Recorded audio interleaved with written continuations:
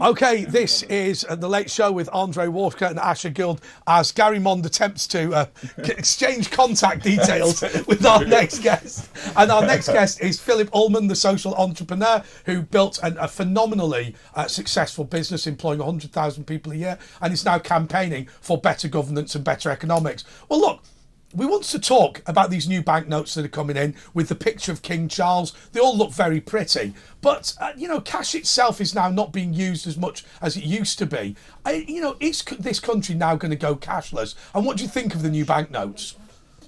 Well, I think it's a good time to revisit the very basic assumptions of what money is. Yep. And almost bust the myths that we're brought up with. Because we really don't understand money. We're not taught or educated to understand money.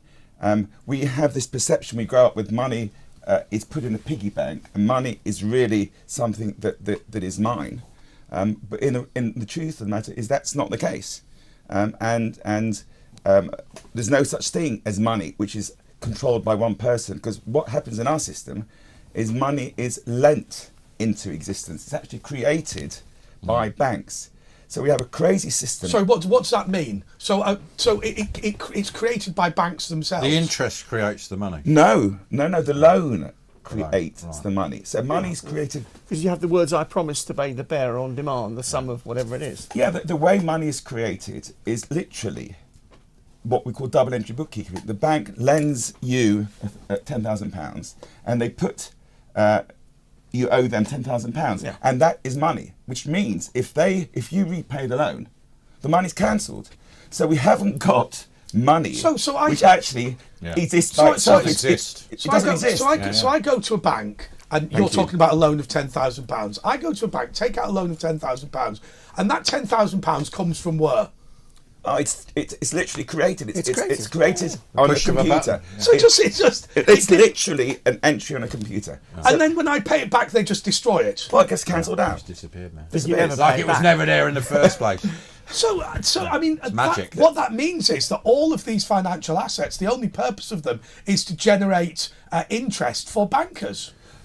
It's a crazy system, and if people really understood it, it wouldn't be able to exist. But that's what happens. It's like Bitcoin, but even worse, because there's a limit to Bitcoin. No, funny enough, Bitcoin is actually a single entry, but it's lent into existence. So we allow these private organisations, the banks are private, and they're not state-run, they're literally private organisations, to create our money. So what's quantitative easing? They just create these loans straight away? The quantitative easing is that they buy assets from the bank, and therefore they give the bank money, more capability to actually create money, but the money is actually created by the banks.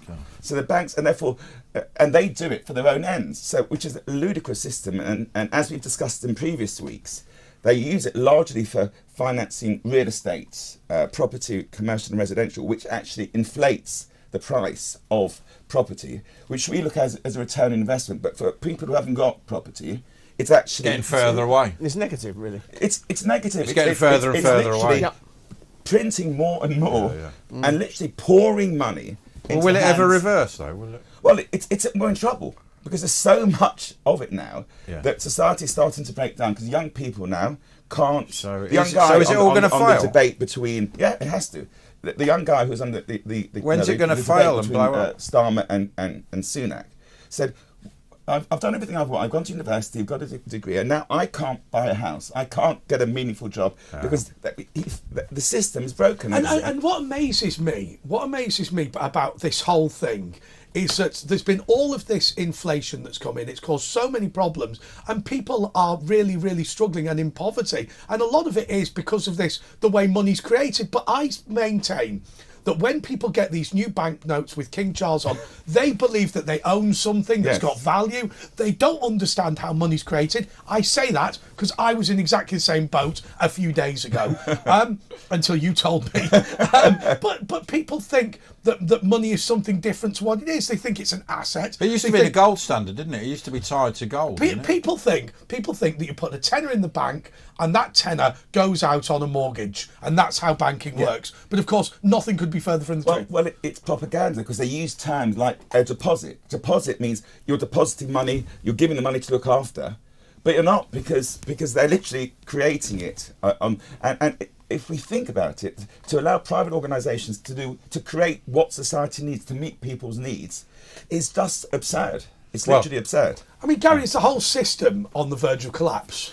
Well, the idea of actually looking at it from using cash as opposed to being moving to a completely digital system. In this country, there is certainly, I'm noticing a tendency for cash to be less accepted. Whereas, interestingly enough, when I was in the United States for 2 weeks, just very recently, we see all sorts of restaurant and retail stores saying, we'll give you a discount if you pay us in cash. Yes.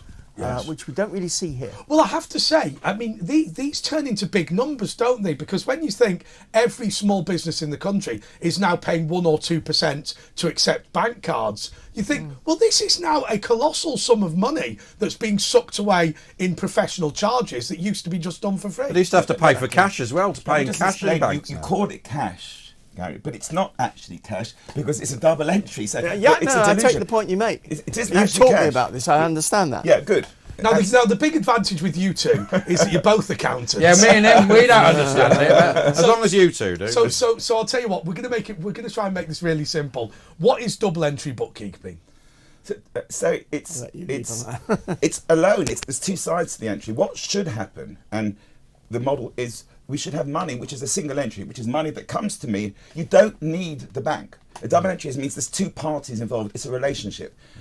We should forget about that, because what happens now is, because the banks are allowed to do whatever they want, they actually use the money to pump up asset prices, to pump up financial assets. You get the casino banking of derivatives, because they can do whatever they like, and it pumps up consumer prices. But eventually it all collapses, doesn't it? It has to. Well, when's that going to happen? Look, to call the precise time is very difficult. I see it imminent, but I can't. I'd be But how do you foolish to say, protect mate. yourself from it? Just buy assets. Well, I literally keep nothing, literally not a penny in the bank. What I do with my liquid assets is I go into what's called Gould ETFs, which are gold trackers, which is effectively there's Tracking the no gold it's price. literally gold. Yeah. There's nothing else. There's no counterparty, because that gold is a single entry. What about property? Is Yeah, that not can I come in here and just ask a point? The fact in the last few months, gold has gone up from like $1,900 an ounce to $23.50 an ounce. Is that the harbinger for what you're about to see happen? Absolutely right. Well, what's happening here is there's a recognition that the fiat currency system, that's the dollar. I mean, in America, they're actually creating $1 trillion every 100 days. It's just a ridiculous amount of money. $1 trillion every 100 days? Every 100 days, they're creating $1 trillion. Because the dollar is the world reserve currency, they literally can create this money and buy whatever they want. And that's what they do. They literally measure it into existence and then take stuff from other countries. Now, what's starting to happen is the Chinese, the Russians are starting to say, 1 minute, because of the weaponization of the dollar, that America actually took $300 or $400 billion from the Russians. What's happening is the BRICS, these countries from the East, Brazil, Russia, India, China, are starting to recognise that they can't leave their money in dollars. Because it's linked to the oil. It's linked to oil. It's not linked to oil. It's because fundamentally it's weaponized, because the American could just take it. They can take it like that because it's in their currency. Yeah, because and therefore people have lost trust in the dollar. But that was somebody said to me, and I don't understand this financial stuff as well as you guys do. But somebody said to me, well, the Chinese have got the biggest dollar reserve in the world, and what? When they decide to print a big load more dollars, you can just, in short, the whole thing's dumped. Everyone in America still has the same assets they had before, but now the reserve of dollars as a financial asset is dead. Well, the Chinese are selling their dollars. They're selling their treasuries. They've seen this. They, for a long time, they were accumulating all of this, giving all this stuff to America in exchange for these dollars, which are literally being devalued because they're literally being printed. And they said enough. And once that stops, once the Americans can't sell the treasury bills to the Chinese, you get into trouble. What takes over from the dollar then? The yen? No, we have to. I think once the dollar collapses, I think they're all linked. It's effectively. And when we say they collapse against gold, which means gold goes through the roof. That's it. That's what. Don't, because we're going to stick with this for the next segment, but we'll go to a break first, and that'll be a good opportunity then for Gary to ask his question. Back in a moment. Well, I've been told to say we're still joined by the money man. Money men. The money man. Money man. Yeah, step aside, Martin Lewis. Nobody likes you anyway. Okay, so we're still here with the social entrepreneur Phillip Ullmann and Gary Mond from the National Jewish Assembly. And Gary, you were about to ask Philip a question about the status of money. He's just answered it, but, I'll ask it again.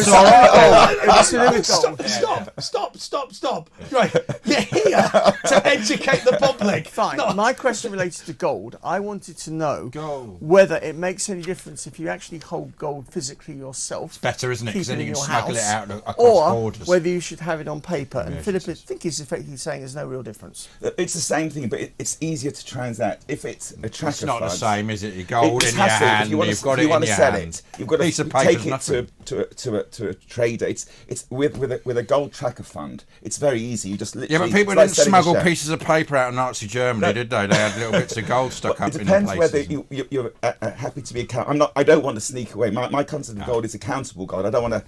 Oh, yeah, but, yeah. but actually, But rogue governments but and actually, things like that. But actually, on a serious note, I mean, it's the 80th anniversary of D-Day, so maybe you could talk about the fact that people were able to take money out and survive the Holocaust as a result. But many of our viewers and listeners are not worried about a Holocaust against anyone, and certainly not ordinary English people, British people. But they are worried about governments mucking around. They are worried about governments becoming overbearing, and they are worried that their financial future, they can no longer trust the government to support their financial future. And that is a real concern, isn't it? 100%.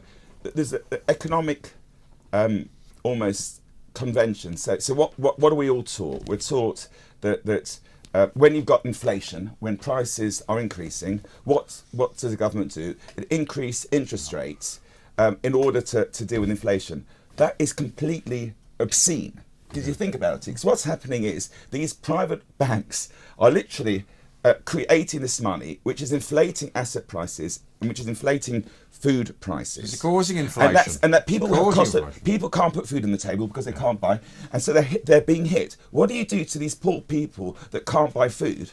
You take more interest from them. Yeah. That makes a lot of sense. That's because what is it? Dr. Roger Gewolb calls him the Bailey-Osirus. Yeah.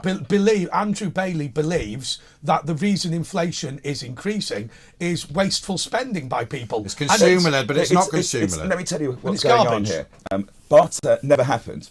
We're told that it originally that's the capitalists trying to tell you that it started by exchange. Money, yeah. Let me tell you what happened in the old villages. It wasn't. Let's say you needed some grain and you had a cow.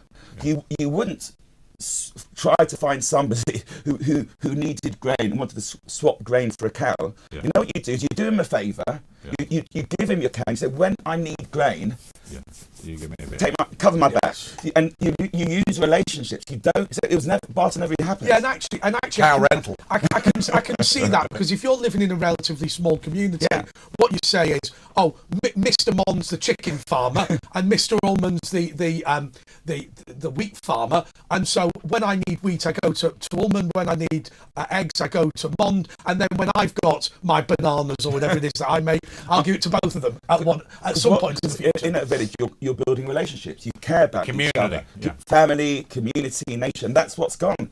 Because I have to say, this is fascinating, but we have come to the end of it. So thanks so much to Phillip Ullmann, the social entrepreneur. I mean, I just find the whole thing that we're all serving the banks rather than serving ourselves just an extraordinary thought. Gary Mond is sticking with us, and Anna McGovern is going to be back in a moment. The number is 0344 499 1000. You can send us a WhatsApp, but don't do that. Give us a call, and we'll call you back a little bit later, or you can text us on 87222. Make sure you put the word talk in front of your message. Ash and I'll be back just in a moment. At Virtual Ash, at Andre JP, we've still got another 40 seconds. At Andre JP Walker is our Twitters. But like you said, 03444991,000. You want to chat? But that was very interesting, wasn't it? I can't believe that. So make sure you got all your chickens ready. Right? No. We're not. But you're only going to be lending your chickens. You'll get them back for a bit of wheat and some bananas. But get ready for that, because it's coming. We don't know when, but probably in the next year or so. I have to say, buy a bit of gold and wear it as a necklace. The great thing is, it's all a bit of bling. Apologies, I got my timing slightly wrong. We're still on. Yeah, we just still about. have another 10 seconds. Yeah. I was actually talking about people buying gold well before this increase. This wasn't something I responded. I've been talking Well, about it. Buy gold. As Buy ever, gold. as Buy ever, gold. as What ever, was it? I missed the boat, and I always do.